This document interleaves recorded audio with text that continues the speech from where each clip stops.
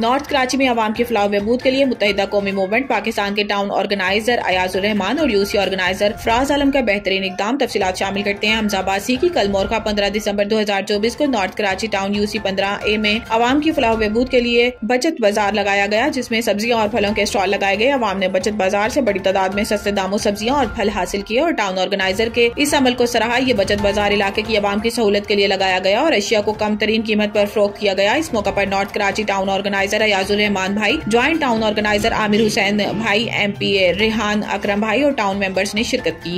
ये बचत बाजार के हवाले से आप क्या बात कहेंगे? ये कि बहुत अच्छी है, ये इनको लगाना चाहिए और अच्छी बात है उनका ये हमको हमारे लगाया है बाजार। और क्योंकि अभी जो महंगाई इतनी हो गई है, इस हिसाब से जो है ये ज़रूरी है कि मार्केट के हिसाब से डिस्काउंट लगा के लगाया है। तो ये अच्छी बात है, हर बाजार ऐसे लगने चाहिए और एरिया में लगने चाहिए अब आपको सहूलत के लिए। शुक्रिया। शुक्रिया।